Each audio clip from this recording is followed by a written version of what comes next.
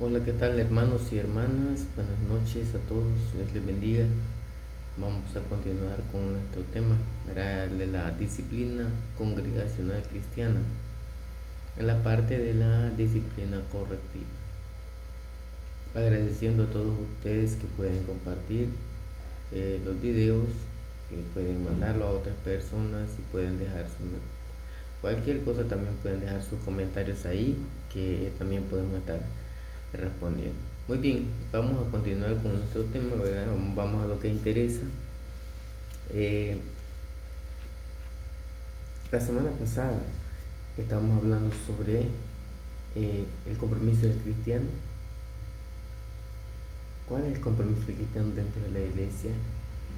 ¿Quiénes son los encargados a quién se aplica la disciplina y quiénes son los encargados de aplicar la disciplina? Para hoy vamos a continuar, ¿verdad? Que sería en un cuarto aspecto, los parámetros por los que se debe aplicar la disciplina correctiva. Primeramente, eh, tenemos que uno de los parámetros por los cuales se debe aplicar la disciplina es en el nombre de Jesús y con el poder de Jesús. Es lo que dice en la primera carta a los Corintios, capítulo 5, versículo 4.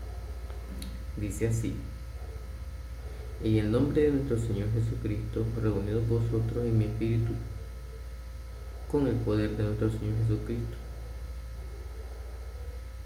el tal se ha entregado a Satanás el 5. Entonces, lo primero sería en el nombre del Señor Jesucristo y con el poder del Señor Jesucristo. Esa parte aquí que dice que con la autoridad tiene que estar en la palabra del Señor las cosas que nosotros vamos a realizar, porque toda la autoridad está en Jesús. Dios dio la autoridad a Cristo y Cristo dio autoridad a los apóstoles también, pero la autoridad quedó escrita, quedó en la palabra del Señor. Vamos a tener un texto más, por ejemplo aquí en el libro de Juan,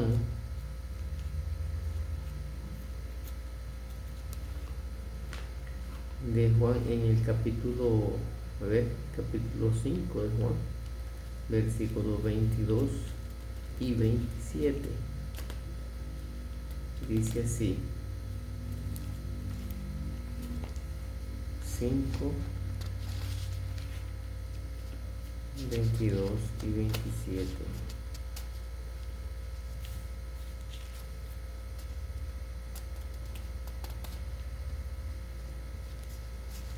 Santo Dios, esta página está bien pegada hoy. Capítulo 5, versículos 22 y 27. Dice así: porque el Padre a nadie juzga, sino que todo el juicio dio al Hijo. ¿Ya bien?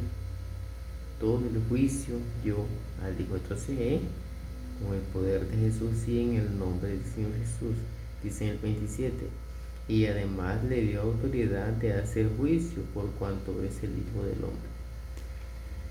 Esta parte es bien importante, ¿verdad? Porque solo por las cosas que Jesús dijo, ¿sí? Y por las cosas que Jesús dejó para nosotros, es que nosotros vamos a hacer ese juicio con las personas, con la autoridad de la palabra del Señor.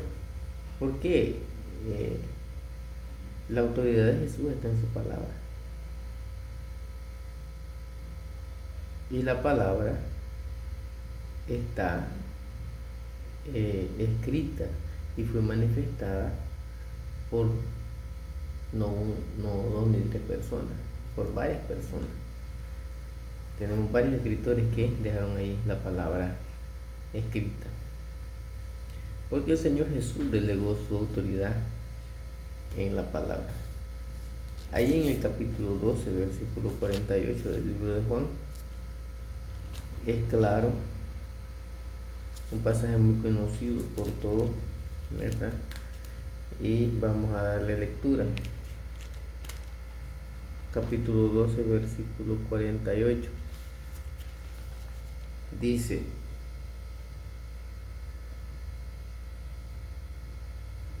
El que me rechaza y no recibe mis palabras tiene quien lo juzgue. La palabra que he hablado, ella lo juzgará en el día final. ¿Ok? Entonces aquí podemos ver de que tiene que ser por las cosas que están escritas en la palabra del Señor, específicamente en el Nuevo Testamento. La palabra de los apóstoles es la palabra de Dios. ¿Por qué? Porque Jesús le dio la palabra a los apóstoles y Dios le dio la palabra a Jesús, ¿verdad? Entonces eso está bastante claro. Ahí en 1 Corintios capítulo 2, versículo 12, 13.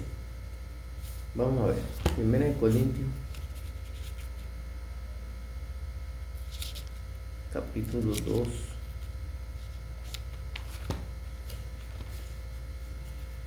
versículos 12 y 13. Dice así: y nosotros no hemos recibido el Espíritu del mundo, sino el Espíritu que proviene de Dios, para que sepamos lo que Dios nos ha concedido. De estas cosas hablamos no con palabras enseñadas por la sabiduría humana, sino con las que enseña el Espíritu, acomodando lo espiritual a lo espiritual. ¿Okay? Ahí también en 1 Corintios capítulo 14, versículo 37 dice: si alguno se cree profeta o espiritual, reconozca que lo que los escribo son mandamientos del Señor. Apocalipsis capítulo 20, versículo 2 dice que los libros fueron abiertos y otro libro fue abierto, el cual es el libro de la vida, y fueron juzgados las personas por las cosas que estaban escritas en los libros. ¿Sí? De esa forma nosotros nos damos cuenta que la autoridad de Jesús está en su palabra, y con eso es que nosotros vamos a hacer el juicio con aquellas personas que han errado en su conducta. ¿Okay? El Evangelio del Señor tiene poder para salvar. Sin embargo, debe tenerse en cuenta que si bien la palabra de Dios tiene poder para sobreedificar y dar herencia, también tiene poder para destruir y arrancar. Todo árbol que mi padre no plantó será desarraigado, dijo el Señor. Vamos a ver 2 Corintios capítulo 2, versículos 14 al 16.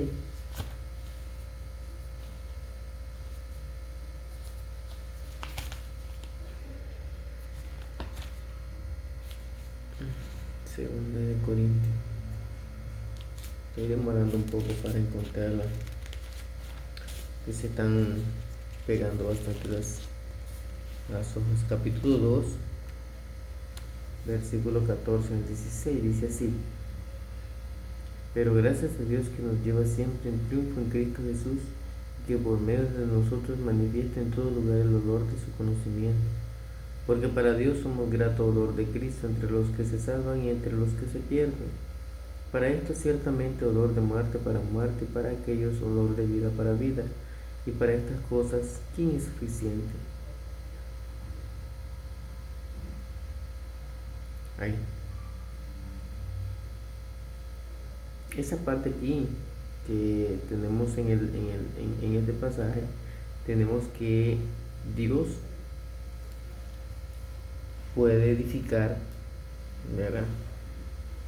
Pero el apóstol Pablo en esta parte dice: los que se salvan y los que se pierden.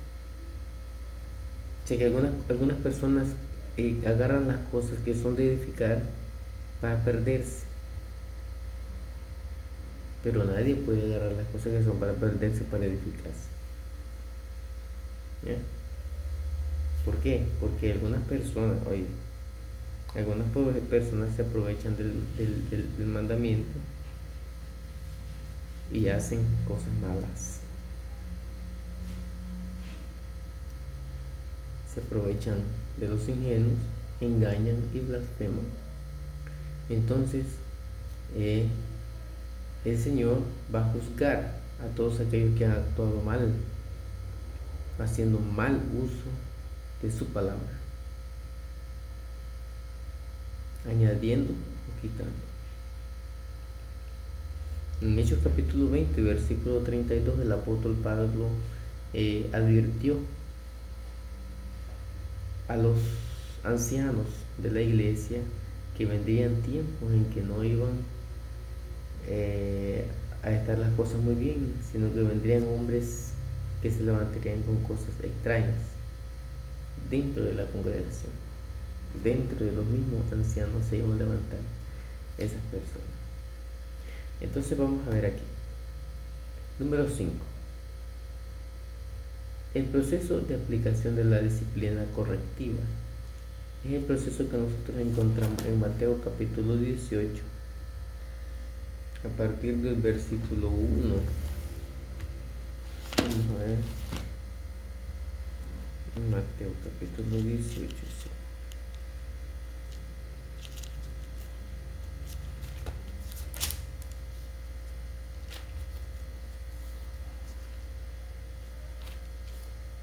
Dice así,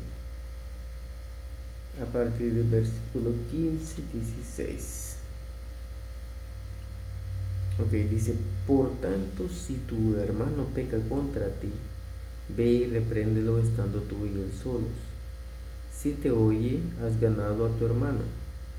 Pero si no te oye, toma aún contigo a uno o dos, para que en boca de 2 o 3 testigos conste toda palabra. Muy bien. Si no los oye a ellos, dilo a la iglesia.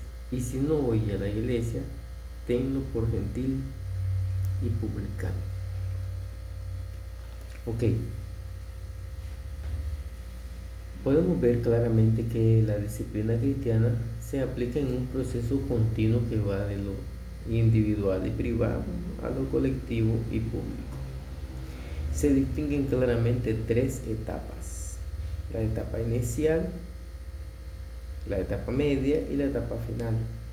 En la etapa inicial, cuando un miembro de la congregación, conociendo el error de un hermano, lo reprende de forma individual.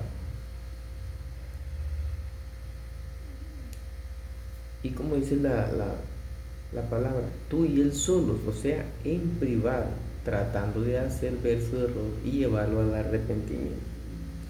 Si se logra el objetivo, ahí termina todo y no se hace público, queda solamente entre los dos.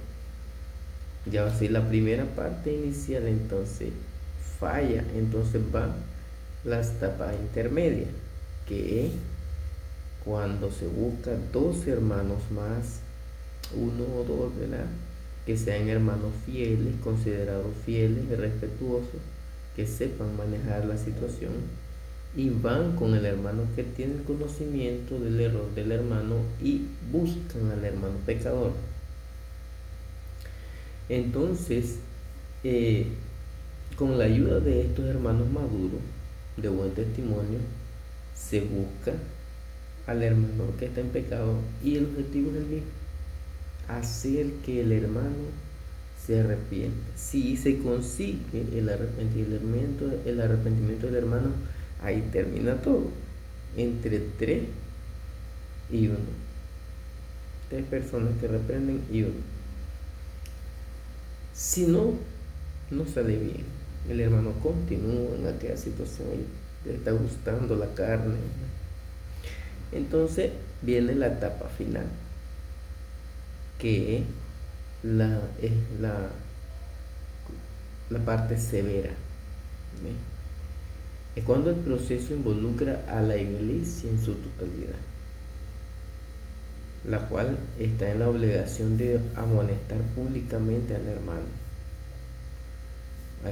descarriado, ¿verdad? Solamente cuando el pecador no quiere corregir su camino, será necesario llegar a esta etapa, que es el recurso más drástico de la aplicación de la disciplina. ¿Ok? Entonces, esta parte aquí que nosotros estamos viendo de la aplicación de la disciplina correctiva, si bien es cierto, se hace en el nombre del Señor Jesús, conforme a lo que está escrito en la palabra y en esa secuencia. Pero también hay otra cosa bien importante que nosotros debemos de tomar en cuenta. ¿Cómo se aplica la disciplina? O sea, ¿cuál debe ser mi actitud al momento de aplicar la disciplina? Y en esta parte, hermanos, debemos de ser muy enfáticos, ¿ya? Tenemos que ser cuidadosos también y tenemos que ser fieles a la palabra, porque no me sirve de nada estar tratando de hacer una parte y otra parte no. Yo debo cumplir el mandamiento tal cual está mandado que se haga. ¿Ok? Entonces la Biblia habla claramente de la aplicación de la disciplina de tres formas. Tenemos, primero, con mansedumbre. Esta parte se identifica con la etapa inicial del hermano que busca al pecador, con mansedumbre. Entonces que la persona se prepara y ora, porque también la Biblia dice en Gálatas capítulo 6 versículo 1, considerándote a ti mismo, no sea que tú también seas tentado. Vamos a leer ese texto, por cierto. Gálatas capítulo 6.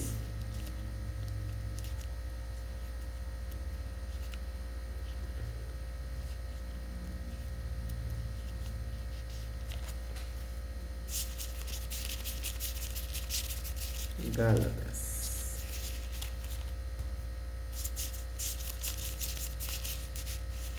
capítulo 6 versículo 1 dice: hermanos, si alguno es sorprendido en alguna falta, vosotros que sois espirituales, restauradlo con espíritu de mansedumbre, considerándote a ti mismo, no sea que tú también seas tentado. Entonces aquí estamos hablando de que la primera, una de las formas de aplicar la disciplina es con mansedumbre. Entonces se identifica con la etapa inicial, ¿ya? Tú vas con mansedumbre y hablas con el hermano y le dices: hermano, yo sé que estás en esta situación y eso no es correcto. Bueno, tendrá sus palabras en el momento para hablar con el hermano y decirle, ¿ya? Con mansedumbre, considerándote a ti mismo. Si yo me voy a preparar también para yo no ser tentado. Ok.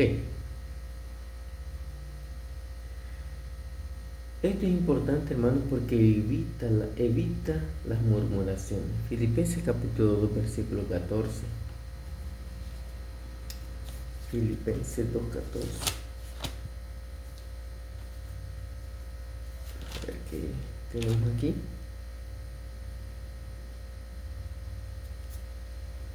Haced todo sin murmuraciones ni discusiones. Todo, incluso la disciplina. Entonces, aquí es necesaria la preparación individual del creyente, de la persona que va a corregir, ¿ya? También tenemos la segunda, que es la primera con mansedumbre, y la segunda es la reprensión dura o severa, que esta parte tiene que ver con lo que dice Tito, aquí el apóstol Pablo a Tito.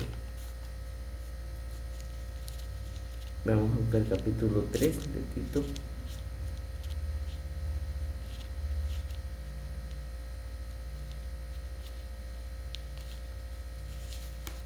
Creo que está por aquí, Tito.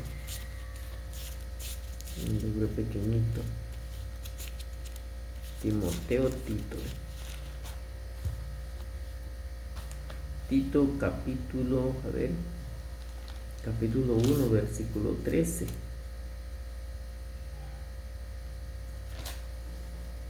Dice: este testimonio es verdadero, por eso repréndelo duramente para que sean sanos en la fe. Repréndelo duramente para que sean sanos en la fe. Esa es una parte severa, ¿ya?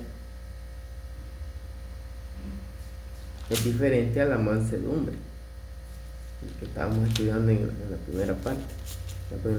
En la primera carta de Timoteo capítulo 5 también tenemos lo siguiente. Vamos a ver.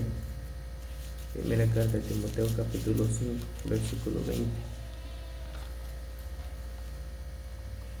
Dice así: a los que persisten en pecar, repréndelos delante de todos para que los demás también teman. Esa parte es la reprensión dura. Pero también tenemos otra que es la expulsión de la iglesia del ofensor.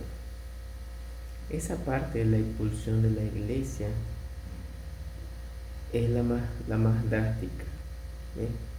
Entonces, pero siempre se comienza de la mansedumbre, ¿verdad?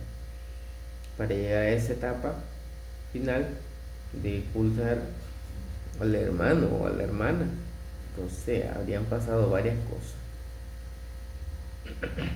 La Biblia, en Mateo capítulo 18 versículo 17, dice que si no le escucha a la iglesia, tenle por gentil y publicano. La Biblia está antes con el pecador que se resiste a abandonar el pecado. Considerarlo como gentil y publicano significa que un gentil. Efesios capítulo 2, vamos a ver, versículo 1.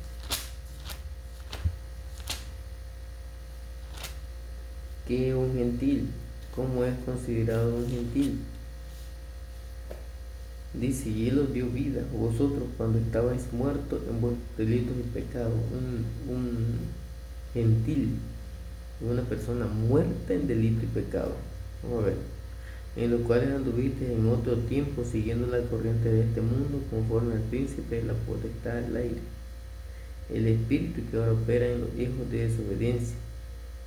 Entre ellos vivían también todos nosotros en otro tiempo, andando en los deseos de nuestra carne, haciendo la voluntad de la carne y los pensamientos, y éramos por naturaleza hijos de ira, lo mismo que los demás. ¿Ves? Pero Dios, que es rico en misericordia por su gran amor, nos amó. Ok, solamente que lo que es la parte del gentil, ¿verdad? En el versículo 11 y versículo 12 dice lo siguiente: por tanto, acordaos de que en otro tiempo vosotros los gentiles, en cuanto a la carne, erais llamados incircuncisión por la llamada circuncisión hecha con mano en la carne. En aquel tiempo estabais sin Cristo, alejados de la ciudadanía de Israel y alejados de los pactos de la promesa, sin esperanza y sin Dios. Entonces, una persona que se resiste a los mandamientos del Señor, que quiere estar en el pecado, que no quiere ser corregido, debe ser considerado un gentil, como era considerado en aquella época el gentil, y un publicano. Publicano, es decir, como un traidor, ha traicionado al reino. Entonces, ¿cuál debe ser mi actitud? Porque ambos, gentil y publicano, eran considerados por los judíos como seres despreciables, inmundos, y de los que debían alejarse para no contaminarse. ¿Recuerdan cuando entró Jesús a la casa de Zaqueo? La gente murmuraba y decía: ve, el santo entró en la casa de un pecador, porque ellos no entraban a la casa de un pecador, de una persona, de un publicano como Zaqueo. Entonces, ¿cuál debe ser entonces mi actitud para con estos hermanos que llegan a los extremos del pecado dentro de la iglesia? Debe ser esa misma que está en la Biblia.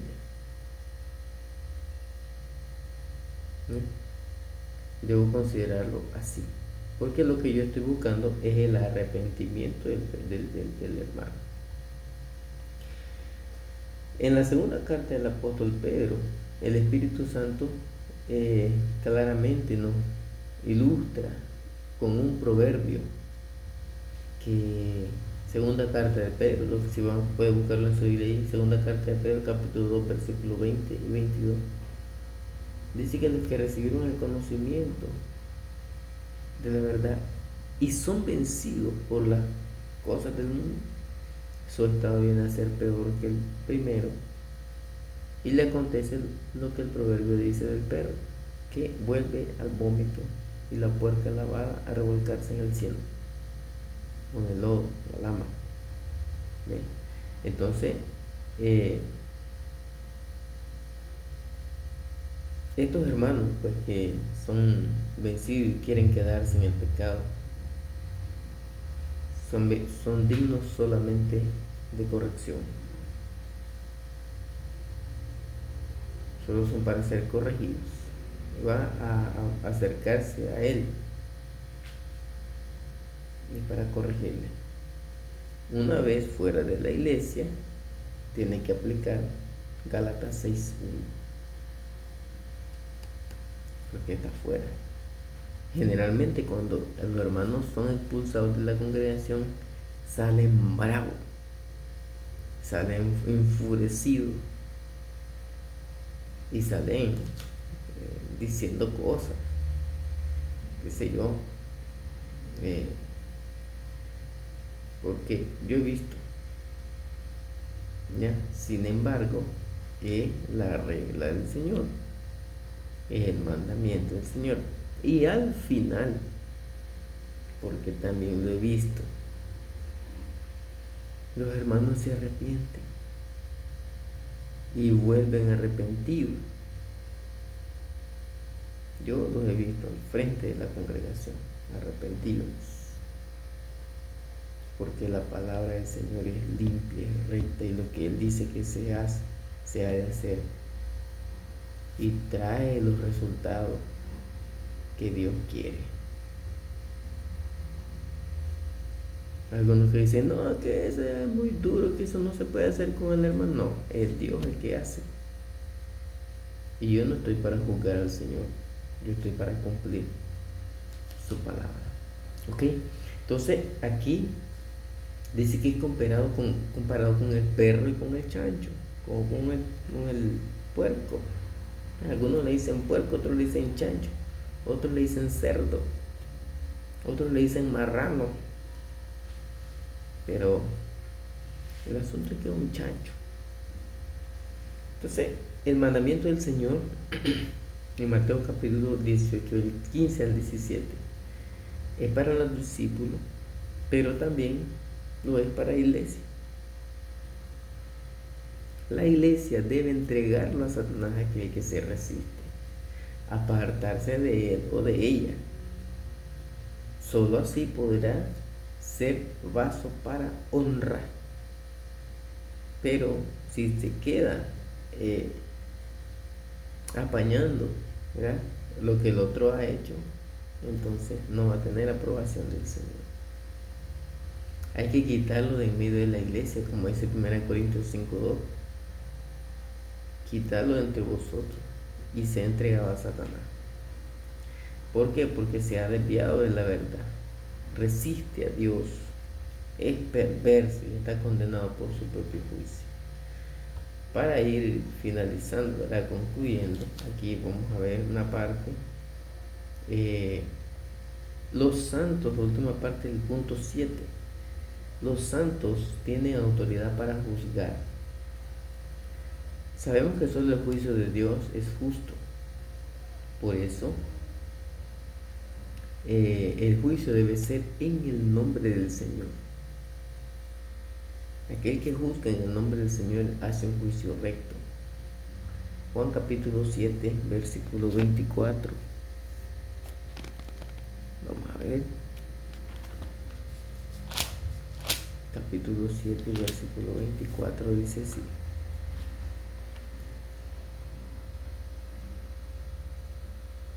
no juzguéis según las apariencias, sino juzgad con justo juicio. O sea, los santos sí tienen autoridad para juzgar. pero el juicio de los santos tiene que ser justo. Se va a preguntar, ¿y quiénes son los santos? Pues, sé que muchos de ustedes lo saben, sí, son aquellos que han sido bautizados en Cristo, están dentro de la iglesia y son fieles al Señor.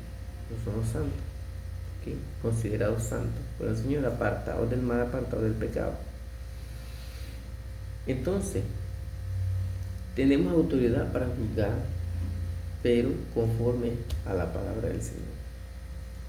En la primera carta de los Corintios, capítulo 6, versículo del 1 al 5, el apóstol Pablo aquí habla de algunas cosas. Vamos a ver. Capítulo 6, versículo del 1 al 5, dice así: ¿se atreve alguno de vosotros cuando tiene algo contra otro, llevar el asunto ante los injustos? Eso de los injustos sería los que están fuera de la iglesia, y no delante de los santos. ¿No sabéis que los santos han de juzgar al mundo? Y si el mundo ha de ser juzgado por vosotros, sois indignos de juzgar asuntos tan pequeños. ¿No sabéis que hemos de juzgar a los ángeles? Entonces, el juicio, los santos tienen autoridad para juzgar cosas dentro de la iglesia. Así el error de un hermano, como cosas que haya de un hermano contra otro, también se puede juzgar dentro de la iglesia, sin necesidad de llevar los asuntos a las autoridades, porque aunque son puestas por Dios, sin embargo sabemos que son injustos. ¿Okay?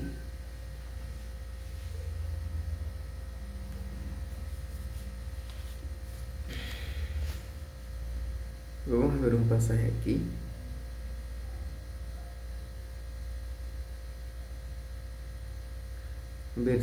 Capítulo 5, versículo 13 de la primera carta a los Corintios dice: a los que están fuera Dios los juzgará. Quitad pues a ese perverso de entre vosotros.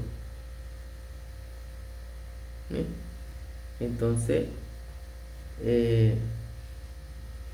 los creyentes pueden jugar dentro de la iglesia. A los que están fuera de Dios. Pero sí, las cosas se pueden resolver dentro de la congregación. Para que el juicio sea verdaderamente justo, debe ser hecho con fe. En Hebreo 11:7 se habla algo sobre Noé. Y mire lo que dice: por la fe Noé, cuando fue advertido por Dios acerca de cosas que aún no se veían, con temor preparó el arca en que su casa se salvaría, y por esa fe condenó al mundo y fue hecho heredero de la justicia que viene por la fe. Condenó al mundo por la fe. Entonces, nosotros debemos también ser practicantes de fe. Pedirle al Señor que nos ayude y nos aumente la fe. Esa parte de la disciplina correctiva que ya está en la etapa final, allí es donde los hermanos tienen una prueba muy grande para poder actuar de la manera correcta delante del que se ha ido de la iglesia, delante del que ha sido cortado de comunión.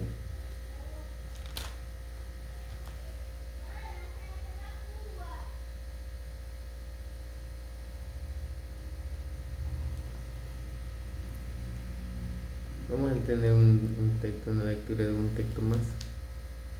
Dice 1 de Juan 5:4: porque todo lo que es nacido de Dios vence al mundo, y esta es la victoria que ha vencido al mundo, nuestra fe. Que es lo que estaba hablando con usted ahorita acerca de Noé. ¿Ve? Entonces la fe vence al mundo. Hermanos, hemos estudiado bastante en este tiempo. Yo espero que este estudio pues les sirva a ustedes. Si tienen preguntas, no duden en dejar sus comentarios aquí abajo de nuestro video, ¿verdad? Pueden dejar su comentario. Y en conclusión, pues vamos a decir lo siguiente. La aplicación de la disciplina en la iglesia del Señor es un problema muy serio. Debido a la debilidad inherente a los seres humanos, es necesario que inmediatamente después de la persona ser bautizada, sea instruido, empiece a conocer este importante aspecto de la vida cristiana y empiece a ponerlo en práctica, porque una vez él delante del pecado, él va a saber que no debe actuar erróneamente, que debe resistir el pecado y no a la palabra de Dios. Un cristiano fiel ha de estar completamente claro que la disciplina cristiana es una forma de vida aplicada a él o a ella. La parte de la disciplina denominada correctiva no es la única forma de disciplina para los santos. Es solamente la forma más extrema de hacerlo volver al camino de la santidad. Porque ese es el propósito, hacer volver al pecador. Que Dios nos bendiga, que Dios nos ayude y comparte estos videos. Comparte con sus amigos, con sus hermanos, también para que estudiando más se edifiquen, se fortalezcan más, conociendo y estudiando, ¿verdad? Tal vez cosas que ya saben, pero importante estudiar siempre estas lecciones. Que Dios nos bendiga. Y hasta el próximo video, hasta el próximo tema. Bendiciones.